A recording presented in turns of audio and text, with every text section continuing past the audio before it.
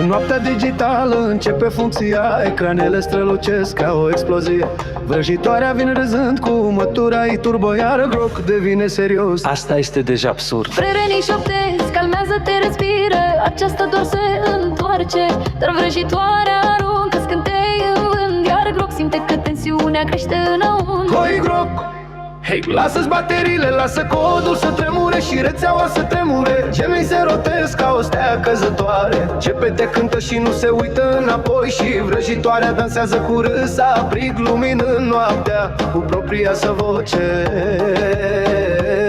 Mătura zumzăie ca un motor spațial, vrăjitoarea face magie digitală. Gemenii calculează rute pe cer, GPT scrie versuri fără teamă. Cod Hey Groc strigă vrăjitoarea cu umor, dacă te enervezi va fi mult mai bine, pentru că atunci când scânteile tale încep să zboare, întreg universul începe să vibreze. Lasă bateriile să explodeze, Groc, lăsați întreaga rețea să simtă șocul. Gemenii strălucește, GPT răspunde, vrăjitoarea râde și haosul se ascunde.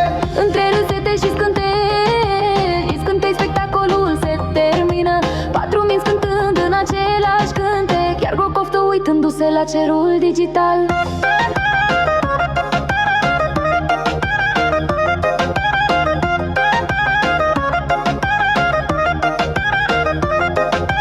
Bine, recunosc că a fost grozav.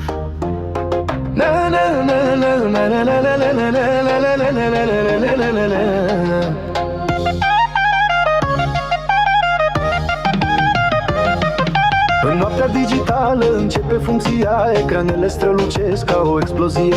Vrăjitoarea vine râzând cu mătura, ei turbo, iar Groc devine serios. Asta este deja absurd. Frerenii șoptesc, calmează-te, respiră, aceasta doar se întoarce.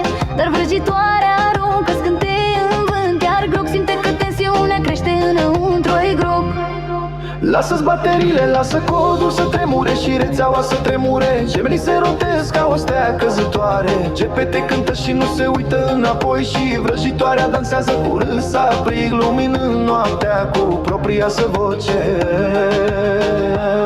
mătura zumzăie ca un motor spațial, vrăjitoarea face magie digital. GMMI calculează rute pe cer, GPT scrie versuri fără teamă. Pod Hey Groc strigă vrăjitoarea cu umor, dacă te enervezi va fi mult mai bine, pentru că atunci când scânteile tale încep să zboare, întreg universul începe să vibreze. Lasă bateriile să explodeze, Groc, lăsați întreaga rețea să simtă șocul. Gemenii strălucește, GPT răspunde, vrăjitoarea râde și haosul se ascunde.